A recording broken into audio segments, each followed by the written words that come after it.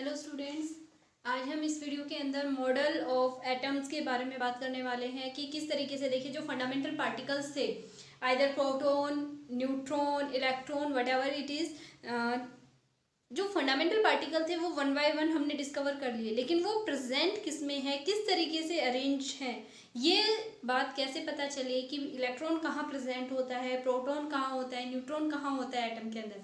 ये तो पता चल गया कि 3 फंडामेंटल पार्टिकल हैं जिनसे मिलके एटम बना हुआ होता है, लेकिन उनकी किस तरीके से अरेंज किया हुआ है उन्होंने खुद को, वो कैसे पता चलेगा। तो उसके लिए देखिए जो सबसे पहला मॉडल दिया गया था वो था थॉमसन मॉडल।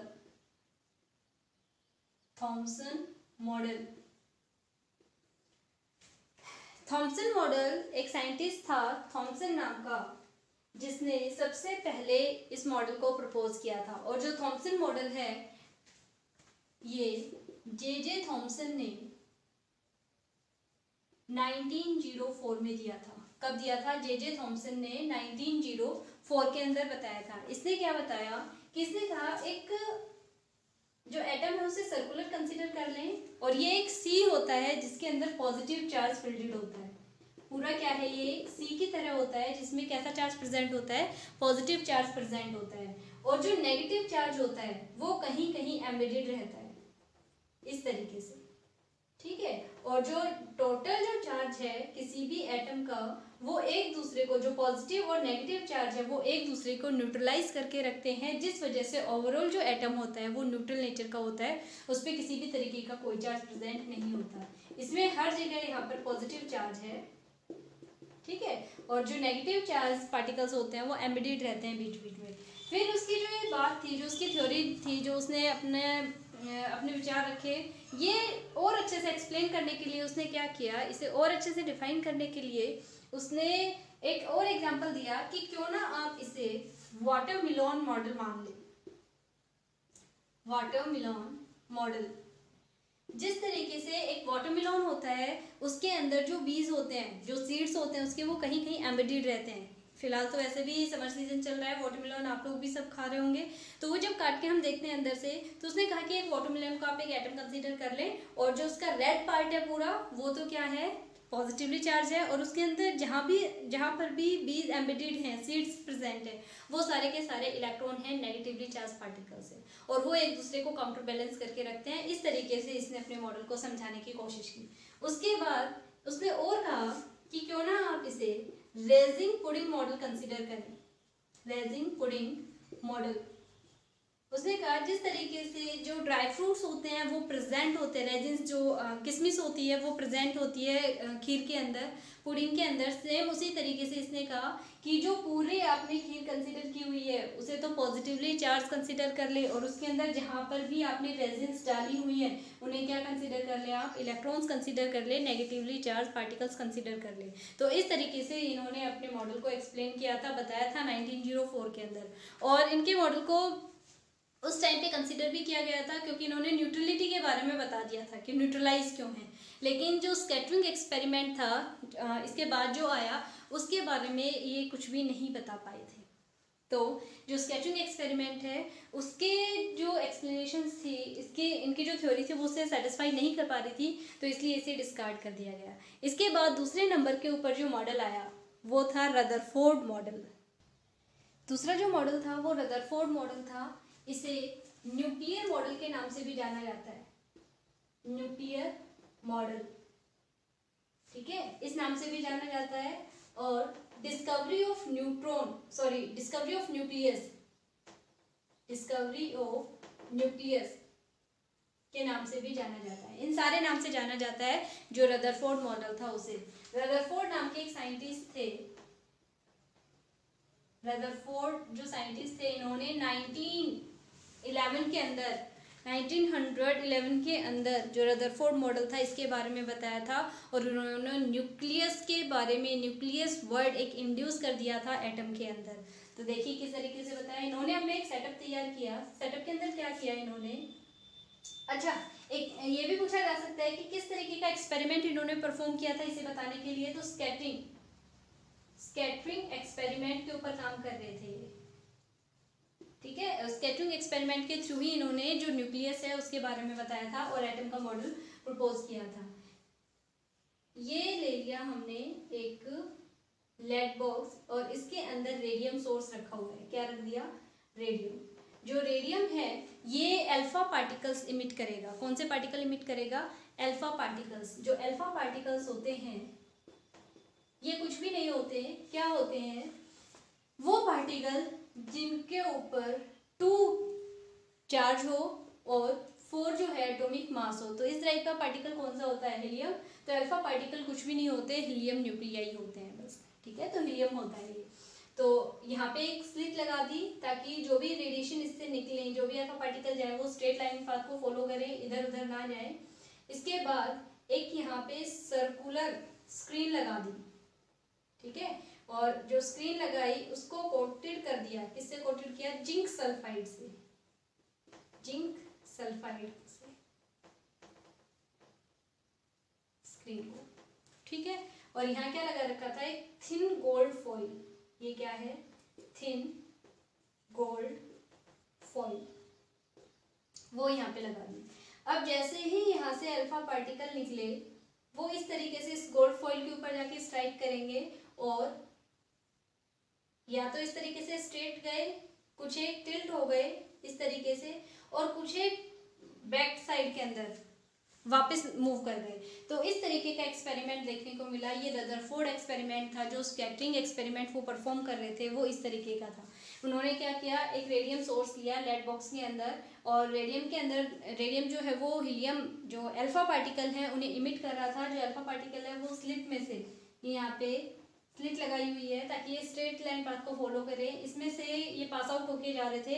यहाँ पे एक थिन गोल्ड फॉइल लगा रखी है। गोल्ड फॉइल के अलावा प्लेटिनम, सिल्वर, कॉपर इनको भी यूज़ किया जा सकता है, लेकिन बहुत ही थिन होनी चाहिए। ठीक है, तो इसमें से जैसे ही पास आउट किया तो उन्होंने देखा कि जिन कोटेड स्क्रीन के ऊपर बहुत सारे पार्टिकल्स ने तो यहाँ पे अटैक किया बैक साइड में, जस्ट जो गोल्ड फॉइल है उसमें से सीधे पास आउट हो जा रहे थे।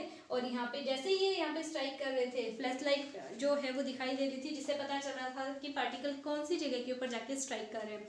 तो ज़्यादातर पार्टिकल तो स्ट्रेट पास आउट हुए और यहाँ पर उन्होंने फॉल किया। कुछ एक जो पार्टिकल हैं वो अपने पाथ से टिल्ट हो गए थोड़ा सा बॉन्ड एंगल के साथ इस डायरेक्शन के अंदर या फिर इस डायरेक्शन में, और कुछ एक जो बहुत ही माइन्यूट क्वांटिटी के अंदर पार्टिकल थे वो गो बैक वापस जो है आ जा रहे थे। तो इस तरीके की ऑब्जर्वेशंस देखने को मिली। जब ये ऑब्जर्वेशंस देखने को मिली तो इसने कहा कि 99.9% जो है, लगभग 99% जो है वो तो स्ट्रेट लाइन पाथ को फॉलो कर रहे हैं। कैसा पाथ फॉलो कर रहे हैं? स्ट्रेट लाइन पाथ को फॉलो कर रहे हैं।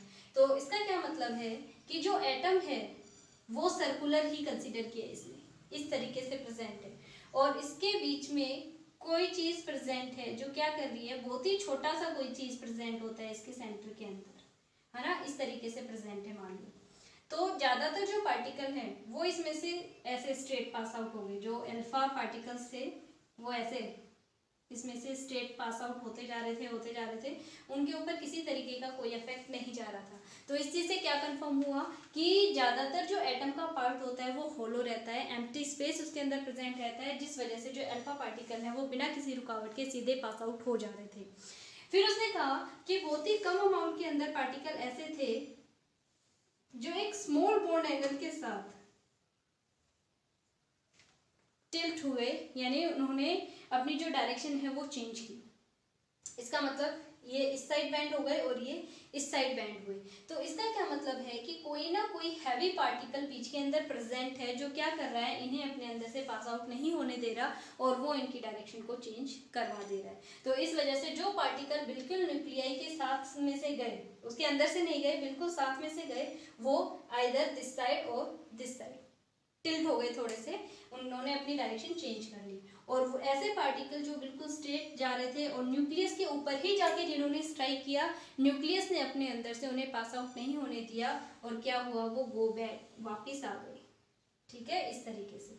तो ये जो चीज़ थी ये सबसे पहले ऑब्जर्व की किसने? रदरफोर्ड ने ऑब्जर्व करके बताई कि ऐसा कुछ एटम के अंदर प्रेजेंट होता है। उसकी जो क्लासिफिकेशन थी यहाँ पे, जो भी उसकी डिस्कवरी थी वो बिल्कुल क्लियर कट थी कि एटम के अंदर ज़्यादातर जो स्पेस होता है वो वैकेंट रहता है, खाली रहता है, जिस वजह से जो अल्फा पार्टिकल्स हैं वो बिल्कुल स्टेटली इसमें से पास आउट होते जा रहे हैं।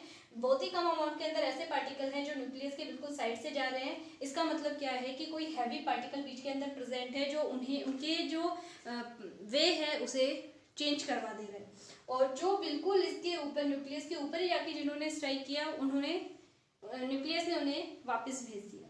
इसका मतलब क्या है, जो एटम है उसका टोटल चार्ज न्यूक्लियस के अंदर सेंट्राइज रहता है, पॉजिटिवली चार्ज प्रेजेंट रहता है, और ये क्या करता है अपने अंदर से किसी भी चीज़ को पास आउट होने नहीं दे रहा है। इसी वजह से क्या कर रहे हैं, इन्हें अवे फ्रॉम, खुद से दूर भेज दे रहा है। जैसे ही जो अल्फा पार्टिकल है वो इसके ऊपर आ रहे हैं, क्योंकि सेम टाइम जो यहाँ पे जो पार्टिकल्स बिल्कुल इसके साथ से गए, उन्हें उनकी तो सिर्फ इसने डायरेक्शन थोड़ी सी चेंज कर दी, उनका एंगल जो है वो चेंज कर दिया पास होने का, लेकिन जो बिल्कुल इसके ऊपर जाके स्ट्राइक कर रहा था उसे तो वापस ही भेज दिया इसने, है ना।